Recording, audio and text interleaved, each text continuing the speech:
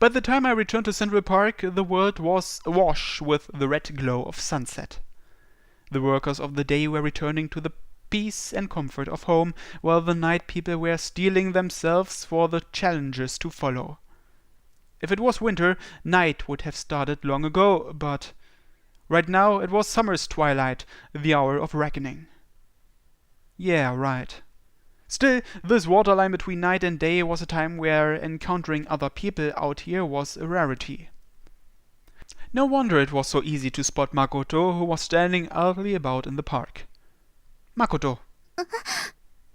Makoto jumped when I called out her name. She was afraid. I expected her to run away if I said something careless, so I remained silent for a moment. I took the pocket watch in my hand, so I could immediately rewind time if anything went seriously awry. And Makoto's own pocket watch was clenched in her own hand. I realized that we were both doing the same thing.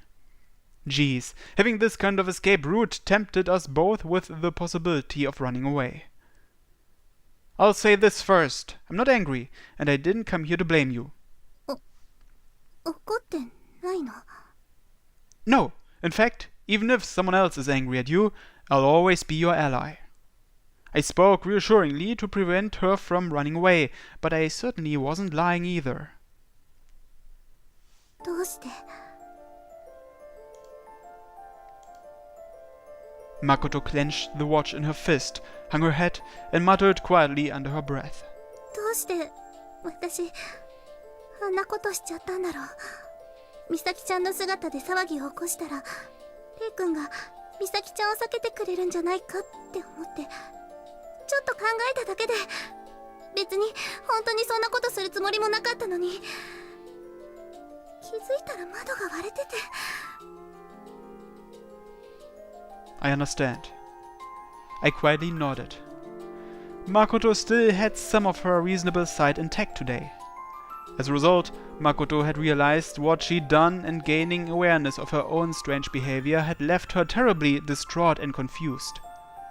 Or perhaps she was terrified because she couldn't control herself. I should have tried to save you sooner, Makoto. 助ける? Makoto, that watch is the cause of all this. 分かってる。分かってるの。分かってるのに。分かってるはずなのに。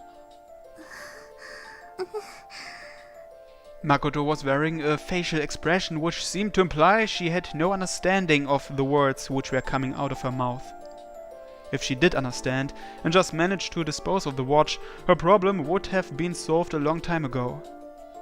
This was the price that came with that watch. Or rather, it was a sort of self-defense mechanism built into her watch, allowing it to take a human being as its host. No matter how much I tried to convince her, I knew she wouldn't budge, and that eventually I'd have to take the watch away from her one way or another. どうして? Her expression blank, Makoto repeated that question to herself. It was the watch's influence that made her smash that window. She impulsively thought of a crime to commit and immediately went and acted on that impulse. But that wasn't the kind of why Makoto was asking herself. Why did she smash that window while masquerading as Misaki? Why did she try to drive a wedge between me and Misaki? It was jealousy, wasn't it? 嫉妬? It'd be embarrassing for me to explain it myself. I think you can figure it out on your own.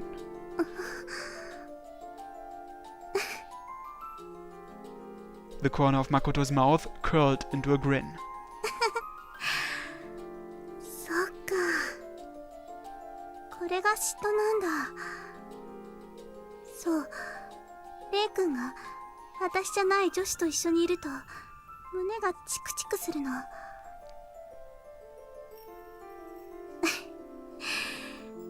そっか。うん。悪くない。Makoto giggled. She was giving off serious yandere vibes, though this was a slightly different kettle of fish from that. Perhaps even the thing inside Makoto's pocket watch misunderstood her on this point. Makoto is honest to a fault. Even when comparing her to Miu, Makoto cannot be beaten in terms of sheer straightforward honesty. So once she started feeling the side effects of the watch, with that pressure weighing on her like that, Makoto ended up feeling jealousy for the first time, by way of Michiru and Misaki. It must have been confusing for her to feel that emotion for the first time. さて Crow floated down from the sky, having been lying in wait all this time. Makoto, if you're feeling any better, do you want to play a game with me? 勝負 We can settle all this regret-free with a little spot of gambling. Both of us just need to wager something we'd never want to give up. 私がかけるのはこの時計 Of course. じゃあレイ君は Makoto seemed to be taking the bait. I'll bet my own watch. まったくやっぱりそれも何かの魔法の力があるんだ I figured you'd pick up on that. レイ君が妙に時計のことに詳しかったしそっくりなデザインだしそのくらいは想像つくよ Makoto grinned. She was being rather ostentatious in her curiosity about my own watch. あとそっちは変身とか瞬間移動とかじゃなさそうだよねレイ君は気が回るから心を読む力とかかなとも思ったんだけどそういう感じでもないしなんだろ You'll find out when you win. I took out the coin that I had prepared. Is this a good enough game for you? コイントス You've got two choices, heads or tails. Pretty straightforward, right? 二択ならサイコロの超反博打の方がいいんだけどまあいいや Makoto gave me another gentle smile. コインを用意したのはレイ君なんだから投げるのは私でいいよねよ I wouldn't try to rig things against you or anything. く言う Crow sounded exasperated, but naturally, I gave her no response. When I handed the coin over to Makoto, she carefully examined it. 細工はないね普通のコインだところでちょっとだけルールを変えてもいい I cocked my head to the side at her unexpected suggestion. 大丈夫二択ってところに変わりはないから What kind of rule did you have in mind? このコインを指で弾くところまでは一緒でそれを私が左右の手のどちらかで握るからレイ君はコインの入ってる手を当てるの Oh, I've seen that in manga before. ただの運任せよりはこっちの方が勝負になると思うんだよね I wondered what to do next.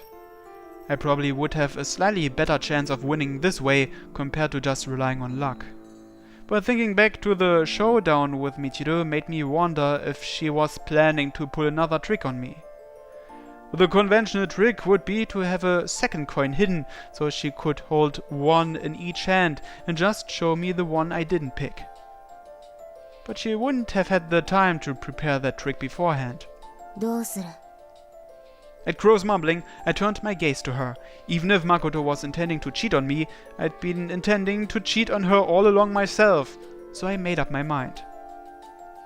Alright, that's fine with me. じゃあ勝負といきますか Without a hint of nervousness in her voice, Makoto flipped the coin into the air with her finger. The coin traced a beautiful arc through the air, rotating in front of Makoto's face and then falling back toward the earth. Makoto's right and left hands crossed over each other in the air, and then she grinned at me. さあどうぞ Right. 即答だね Makoto was surprised at my complete lack of hesitation. Well, actually, I didn't see which hand you grabbed the coin with at all. そう残念 Makoto opened both hands. In her left hand, there lay the coin. I promptly hurled my pocket watch against the ground.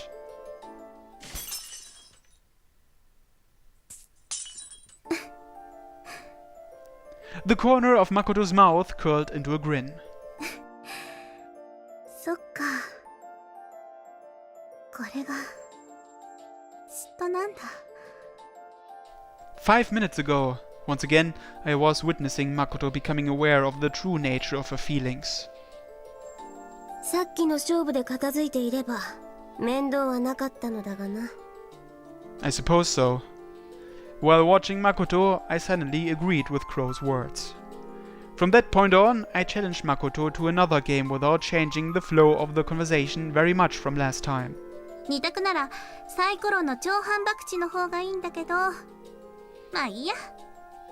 The same conversation from before repeated itself. That said, returning to the past didn't give any guarantee that Makoto would grab the coin with the same hand as last time. Even the smallest change to the past can result in a very different future. Which meant my method of cheating in this game, where I would ordinarily have a 50-50 chance of winning, was simply playing twice over. All things considered, I now had a 75% chance of winning. Of course, I wondered what I would do if the remaining 25% turned against me. じゃあ勝負といきますか。 Just like last time, Makoto flipped the coin into the air. Then, with the kind of agility my eyes couldn't keep up with, she grabbed the coin with one of her hands. さあどうぞ。 Give me a second to think. It was this point where I changed the flow of conversation. 別にいいけど考えてどうにかなることでもないと思うよ。 We are playing a serious game here. I need to think about it, so I can be serious about my final choice. そうかな。そうかも。 I convinced Makoto to wait a little bit. さて。 Crow moved closer to Makoto, just as we'd planned. Then she brought her face right up to Makoto's hands, one after another, to check them. This was an airtight, 100% guaranteed way of knowing the outcome. Instead of using the watch to trick her, this time I used Crow. Since Crow's body never interacted with the physical substance of this world, it was easy for her to look directly at the coin in Makoto's hand. Crow stuck her head straight through each of Makoto's hands, then floated back up into the sky above us. 今回も左だ。念のため右も確認したが空だな。 Alright. I replied to Crow with a couple words that wouldn't sound strange to Makoto, even if she overheard them. Just as I suspected, Makoto wouldn't have come prepared with another coin exactly like the one I gave her. Left. 左でいいの？ Makoto casually asked me to confirm my answer. If I didn't know better, that would have made me hesitate, but since I already knew the result, I wasn't phased at all. Yeah, I choose left. Do me a favor though, and open your right hand. If the coin isn't in your right hand, then I win. A perturbed look flashed across Makoto's face. This was my way of ensuring she wouldn't cheat by using sleight of hand to transfer the coin to her other hand as she opened her left. 本当に左？ I'm not going back on my answer. しょうがないか。 Makoto resignedly opened her right hand. The coin was there. What? Huh? Crow and I both exclaimed in surprise. I instinctively glanced at Crow, but she furrowed her brow and shook her head. ありえん。何か小細工がされたのでなければな。 If Crow wasn't lying, then there was no room for doubt that Makoto must have cheated somehow. But it was already too late to be wondering how she did it. 私の勝ちだね。 Makoto quietly declared victory. I lost. Losing a game that I thought I couldn't possibly lose had left me dumbfounded. Makoto stared at me. She was probably thinking, I wonder if he really will give me that watch. Crow stared at me too, as if she had something she wanted to tell me. Good grief. That's that then. I'm definitely no liar. I held out the watch, and Makoto took it. The two watches. Then Makoto's gaze swept over the scenery, finally stopping where Crow was floating. やっぱりいたんだ。 You realized that too? レイ君の視線がたまに何もないところで止まってたからね。まさかこんなエッチな格好の女の子がいるなんて思わなかったけど。真っ先に我が輩の姿にケチをつけるとは、お主ら人間は誰もが失礼だな。喋った。おい。あなたは誰？我が輩は時の神。その時計の精霊にして管理者、クロノスなり。Crow introduced herself with the same line she once said to me. There was now no room for doubt that the ownership of Crow's watch had transferred from me to Makoto. クロちゃんか。だからどうしてクロノスと呼ばんのだ。 Hadn't I seen this deadpan and second banana routine before somewhere? I was frozen where I stood. Now what was I supposed to do? I was so certain the win would be mine, I hadn't even given any consideration to what would happen if I lost. But even then, my brain was desperately trying to find a solution. 時計の管理者か。それっぽいといえばそれっぽいけど。Makoto sounded only mildly impressed by Crow's pompous introduction. まったく、まさかこんなことになるとはな。Crow gave me a glare of disappointment. おさらばだな、ご主人。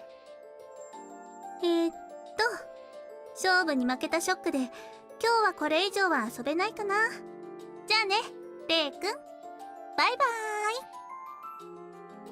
And just like that, Makoto vanished by way of teleportation. Lesson learned. Do not gamble. Learn from my own example, because at that moment I had nothing left.